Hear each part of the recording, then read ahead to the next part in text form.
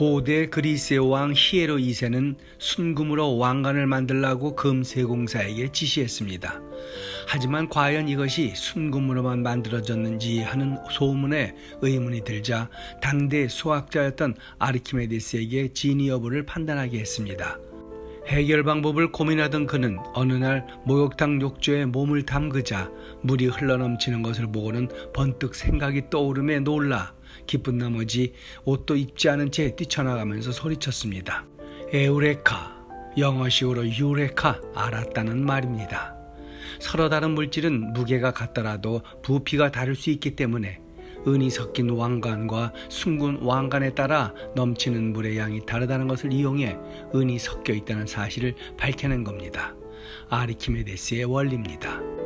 영리를 취하기 위한 눈속임으로 잘 알려지기도 한 이 이야기는 아직도 사실 논란이 있기는 하지만 아무튼 부정직한 장사꾼의 소행을 대변하는 유명한 이야기가 되었습니다. 조선시대에도 쌀을 재는 돛박의 바닥에 두꺼운 나무판을 깔아 쌀의 양을 줄여 팔거나 자의 눈금을 속이는 등 그 방법이야 이루 말할 수 없이 많지만 그 대표적인 속임수에 저울이 있습니다. 조그마한 접시 모양의 금속판 옆구리에 줄을 끼워 위로 모아 잣대 앞부분에 묶어 고정하고 팔고자 하는 물건을 금속판 위에 올린 후 잣대 뒷부분에 줄을 달아 무게를 재는 저울입니다.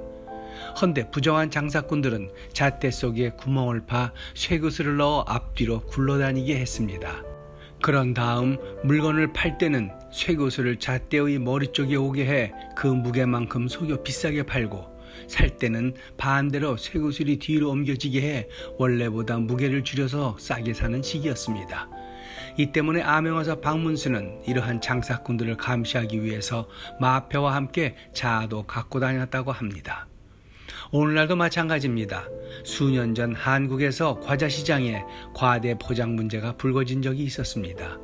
과자가 부서지거나 산화로 인한 변질을 막기 위해서 포장지 안에 질소를 주입하는데 과자량에 비해 포장지가 훨씬 컸기 때문입니다. 값을 올리지 않는 대신 과자량을 줄여 가격 인상 효과를 노린 거였습니다. 이처럼 상품 가격은 그대로 둔 채 제품의 크기나 수량, 무게 등을 줄임으로써 사실상 가격을 올리는 것을 슈링크플레이션이라고 하는데 영국의 경제학자 피파 맘그렌이 줄어들다는 뜻의 슈링크와 물가 상승을 의미하는 인플레이션을 합성해 만든 말입니다. 기업은 이 방법으로 상품 판매량은 유지하면서도 비용을 절감해 수익을 높일 수 있습니다. 특히 근자의 코비드나 우크라이나 전쟁 등으로 인한 인플레이션에 따른 원재료 가격 급등 부담을 소비자들에게 몰래 떠넘기가 있다는 것인데 소비자들이 대부분 가격에는 민감하지만 용량까지는 잘 확인하지 않는다는 것을 악용한 꼼수입니다.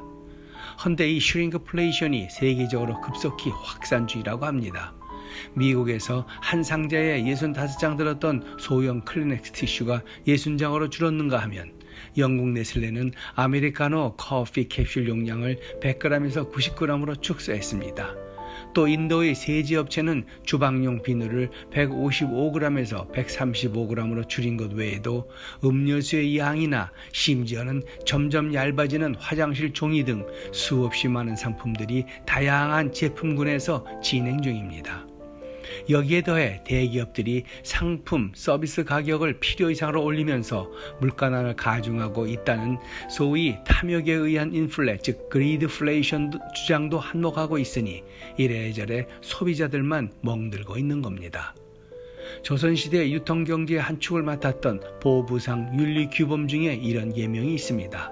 물망언, 속이지 말 것, 물패행, 그릇된 행동으로 이익을 취하지 말 것입니다. 또한 성서 잠언 11장 1절은 속이는 저울은 야훼께서 미워하시나 공평한 주는 기뻐하시느니라 입니다. 여기서 미워하다라는 말은 토해바라는 단어로 구역질난다 혹은 가증스럽다는 뜻이라고 합니다. 오늘의 영상은 여기까지입니다. 고맙습니다.